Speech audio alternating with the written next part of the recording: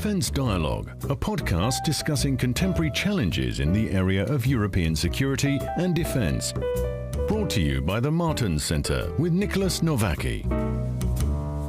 Hello everyone and welcome to another episode of the Wilfried Martens Centre for European Studies Defence Dialogue podcast series. My name is Dr. Niklas Novaky. I'm your host as always, and with me again today is my dear colleague and good friend, Mr. Julian Bonnici from the communications team. Thanks again, Julian, for coming. It's great to have you here. Thanks for having me once again.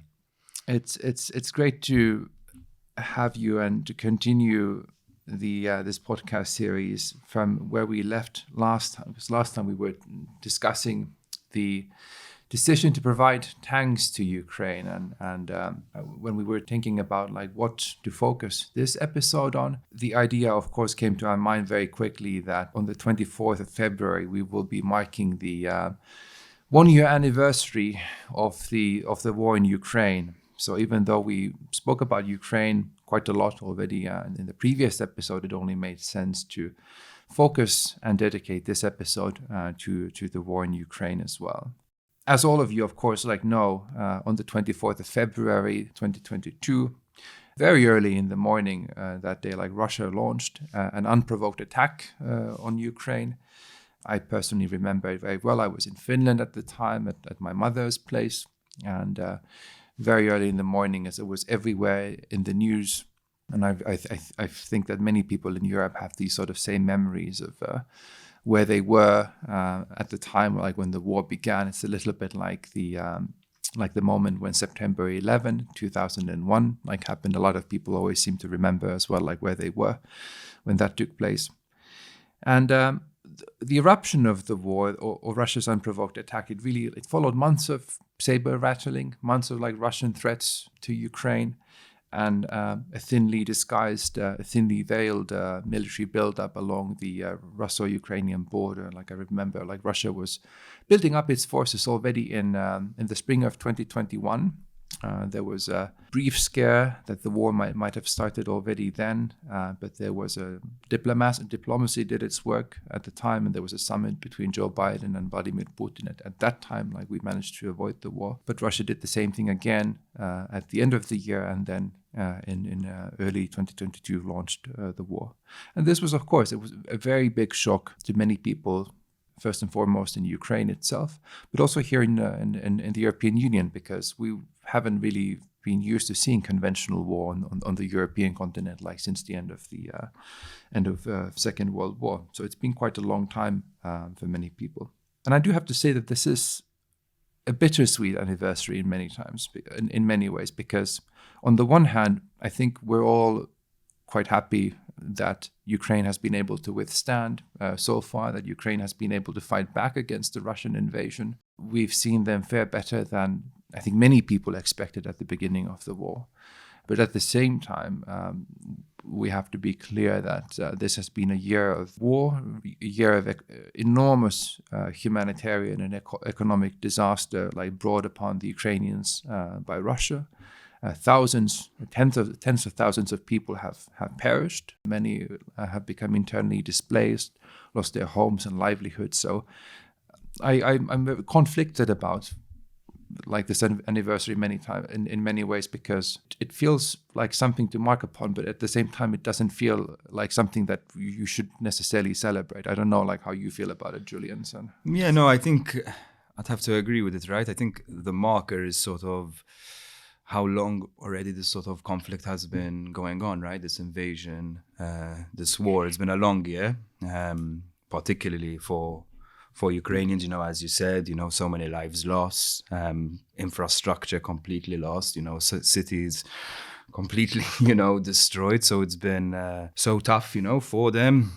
But I would say, obviously marking a year, something I was always maybe skeptical of at the beginning. Maybe it's my background in the media, but I always worried that there'd sort of be a big flash in the pan moment when the invasion happened. And as time went on, people would slowly either become desensitized to it or sort of forget it. But I feel like a lot of people are still really resilient and resolute in the support for Ukraine. But I don't know about you. I am maybe sensing a bit of worry from the Ukrainian side about fatigue in Europe. I was watching Zelensky's addresses, in the UK and France, in the European Parliament, and it just felt, he was really making this rallying cry to sort of continue supporting Ukraine, particularly when it came to sort of air capabilities. I don't know how you feel about that. Whether you see any signs of fatigue slowly coming in, and whether, maybe sort of Zelensky is sort of pushing this narrative ahead of a Russian offensive, coming in the next few months. Well, I think it's a perennial danger that whenever a conflict goes on as long as like this one has gone, and that it becomes normalized in a way, that it becomes like something that people expect to just read when they're skimming through like the newspapers and the headlines, that you even before you open like the newspaper or whatever news app that you're using, that you're expecting to see another headline like from the war in Ukraine, and that kind of desensitizes like you to some extent, like to the human suffering and to the scale of this conflict. It becomes part of the everyday life in a way, and it doesn't become like something extraordinary anymore. And I think there is a danger for every conflict that goes on as long as this has. But fortunately, we haven't kind of seen fatigue perhaps to the same extent as it has happened in some previous cases, like the civil war in Syria, for example. I think fatigue in Europe increased like quite significantly, quite quickly, and much quicker than it has set in the Ukraine war case. Perhaps it's because many European countries have living memory of fighting Russia in the form of the Soviet Union during the Second World War. So there is living memory of like what it is to be in that position. There's a lot of solidarity towards the Ukrainians and the Ukrainian people, and many people feel like Ukraine is also fighting the good fight for Europe kind of more broadly, like to defend perhaps Europe's security and defense, and not just kind of its own security and defense. And what has been very positive is that despite the long duration of the war, the solidarity and assistance that Ukraine has been getting from its Western and European backers has been going up and up gradually. Last time when we spoke about the decision of European countries to provide main battle tanks to Ukraine, which is a big decision, could have a really significant impact on the battlefield, especially if this expected Russian offensive happens in the coming weeks and months. It could really help Ukraine fight back against that offensive and perhaps even deoccupy some of the territory that Russia still holds in Ukraine. But what I want to say is that we've seen that step by step, the assistance that Ukraine has been getting kind of from its Western and European backers has been going up and up. And now we're in a position in which we're semi-seriously already discussing the provision of fighter planes to Ukraine. And that might be the next kind of big step. In that sense, it's very good to see that there isn't kind of fatigue, at least at the political level yet. There is significant interest. And also when Zelensky was in Brussels and in London and in Paris last week, it was great to see that he's still treated as this kind of political celebrity that many politicians and decision makers are rushing to get pictures and selfies with as well. And that, I think that highlights and helps to keep the war high on the agenda as well. I don't know, how you saw that. Yeah, no, he still remains, an immensely sort of popular figure, right? And actually I think has a very good command in a sense when he does address these international fora, right? Not in particular obviously to convince politicians, but also to keep the public, right, engaged with the issue and engaged with the needs, of the country itself. Something a little bit interesting I've sort of noticed maybe is from the Russian side, right? So I think when Russia first started, the war was sort of banking on sort of this quick fire invasion, take the country by force in a matter of weeks. Whereas now it's shifted to more this sort of war of attrition, kind of outlook, And I wonder sort of what Russia's thinking is behind this, does it suspect that the longer this draws on, the more in favor it is for themselves. You know, there are almost 200,000 troops still to reach the front lines. You know, I wonder, you know, whether, you know, the longer this draws on, you know, what's going to happen with Europe. You know, obviously there has been, as you said, and as we've discussed, a lot of support so far, but is it enough? You know, and will it be enough come maybe 2024? You know. Yeah, that's the million or billion dollar question in many ways. And the good thing has also been that we've seen the EU as an organization also step up in many ways. Many individual European countries have provided direct military assistance in the form of tanks, anti-tank missiles, air defense systems, you name it, to Ukraine to help them continue to fight back against the Russian invasion and to help Ukraine defend its sovereignty. But you also have to emphasize that the European Union as an organization has stepped up in quite a significant and crucial way that has also played a really important role. And I think this is even more remarkable when we consider that the EU's own security and defense policy has only really been existing since the late 1990s. And when it was launched, it focused mainly on low-intensity crisis management in places that were already more or less stabilized by NATO. Since then, this cooperation has expanded a lot to joint defense capability development, military logistics, you name it. And today, the EU even has its own mutual aid and assistance clause that is in the form of Article 42.7 of the Treaty on European Union, which is somewhat similar to NATO's Article 5. Of course, not quite as credible because it's not backed by the military might of the United States, but nevertheless. But there have been major issues, major shortcomings, slow action, insufficient capabilities, and aspirations have been higher than what Europe is actually been able to deliver for many, many years. We've heard during the current EU leadership, for example, High Representative Borrell speaking many times about the need for the EU to learn the language of power. Commission President von der Leyen also stressed that this would be a geopolitical European Commission. And before the war in Ukraine, all of these sounded more like rhetorical statements, mainly rhetorical devices to get support to EU defense cooperation from the European citizens. But I didn't really think that there was necessarily that much substance behind them.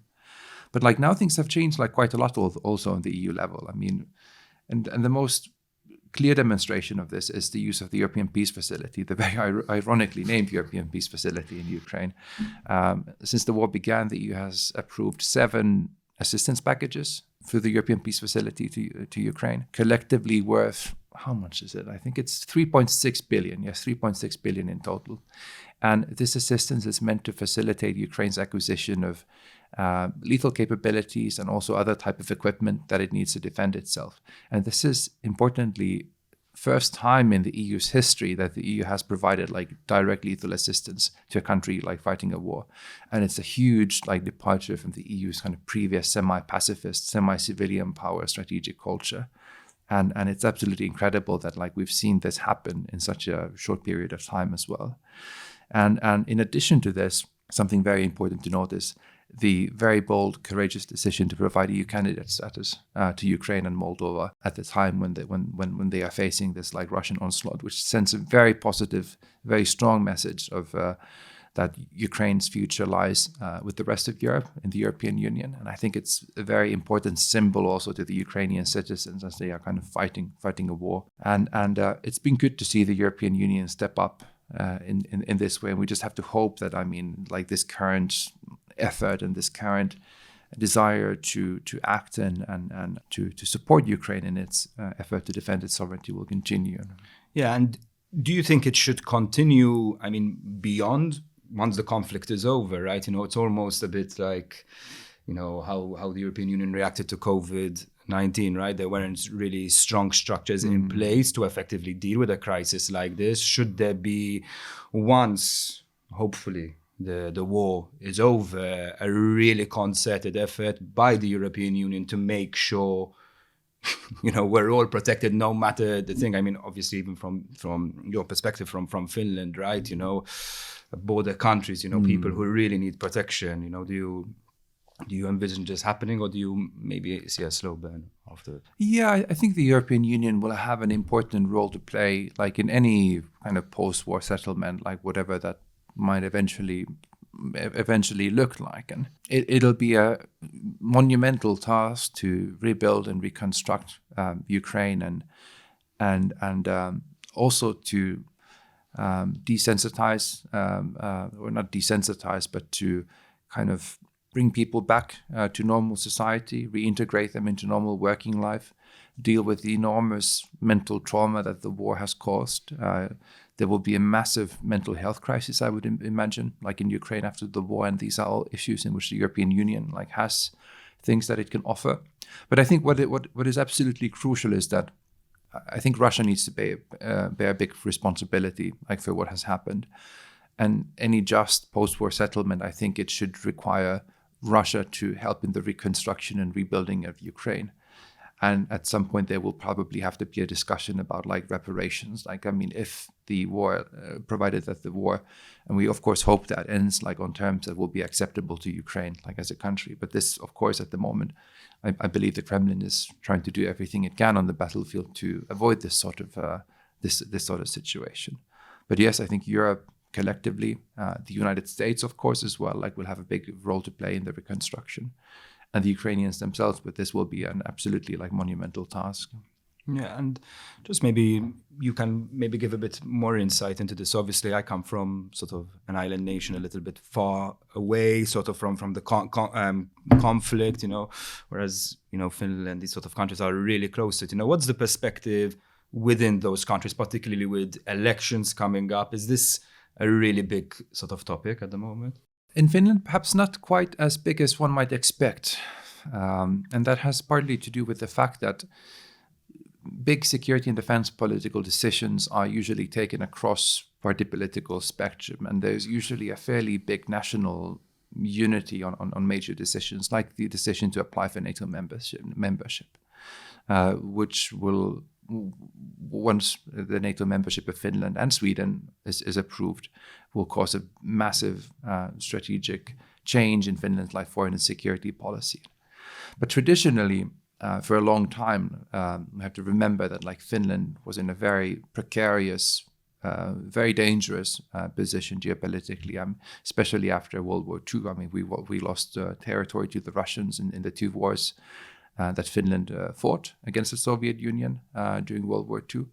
And then from 1945 until the end of the Cold War, it was a very difficult balancing act, trying to balance like Finland's European and Western aspirations with the hard necessity of following a security and defense policy that would not upset the Soviets. And of course, we have to remember that Finland also had, it was the Finnish-Soviet Friendship and Cooperation Agreement that was signed after World War II. And that included provisions and clauses also on military assistance and military support. So, for example, there were clauses that said that if the Soviet Union would fear that Finland's territory could be used to stage an attack against the Soviet Union itself, and the Soviet Union could deploy military forces in Finland's territory to fight back against that effort.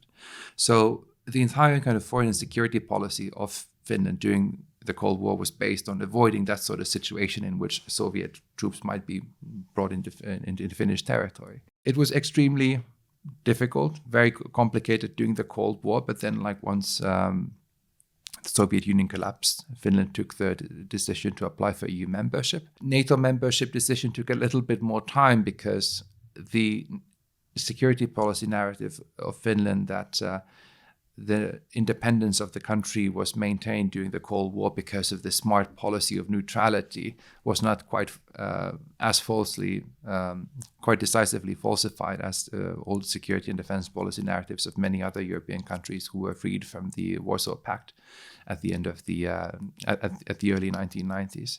So it took people to like change their opinions a little bit, and I think it is difficult to say like what Ukraine should or could learn like from the Finnish case, because there are similarities like geographically, but at the same time, like we are seeing the West the European Union and like NATO assist Ukraine to a much more significant extent than was possible to assist Finland during the Cold War as well. So the context is a little bit different as well in that sense. And when it comes to sort of NATO, expansion and stuff like that, do you see even post-Ukraine further conflicts arising, further tension? It's quite a touchy subject. You mean with Russia? Yeah, with Russia in particular. It's impossible to say really, because it also like depends on what the lessons will be that the Kremlin will learn from the war, and hopefully. In the best case scenario, one of the main lessons would be that the Kremlin would not be underestimating the resolve of neighboring countries to defend themselves in a crisis, and also the resolve of Europe and the United States and other Western countries to support the efforts of those countries who are fighting to defend their sovereignty. But there are, of course, situations in which conflict might arise in the future. In the Indo-Pacific is one area where tensions between different countries and China are increasing. So it could be that we might be looking, or we already are looking in many ways more and more to the Indo-Pacific, and we probably have to pay more and more attention to tensions and conflicts that might erupt in that region in the future. But I do hope that we will avoid future conflicts with Moscow, and I think that would be in the interest of both Russia and Europe and the neighboring countries themselves. And it's funny because I think one of the things that if you were to sit in the Kremlin and look at how things are going today and on the Ukrainian front, I think you would probably be thinking that whatever objectives you might have had to the war, on the 24th of February 2022 when it began, you probably had expected something completely different, because at the moment you've achieved the national unification of Ukraine. You've pushed the European Union to act extremely decisively on the energy front and also on the military front to support Ukraine. You've pushed the United States to get involved in the conflict in an unprecedented way as well. Yeah, you've also pushed Finland and Sweden to apply for NATO membership. So whatever you might have hoped to achieve, I think the reverse has probably happened. But yeah, we'll see. We'll see what happens. These are interesting and uncertain times. But I think that's probably all we have for today. It's an interesting conversation, and again, I think it's bittersweet anniversary, this 1-year anniversary of the Ukraine war. But I think rather than celebrating it, I think it's the important thing is to use this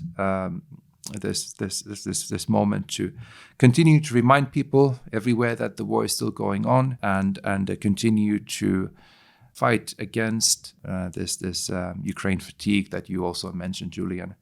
And I think this kind of anniversary serves a very important role in that sense as well. So thanks again for being here. It was good to have this conversation with you, and I hope you who joined and listened in enjoyed the conversation, and I hope wherever you are, you will have a good day, and please do join us again for the next episode. Thank you very much. That was today's episode of Defence Dialogue. Subscribe to our podcasts for more.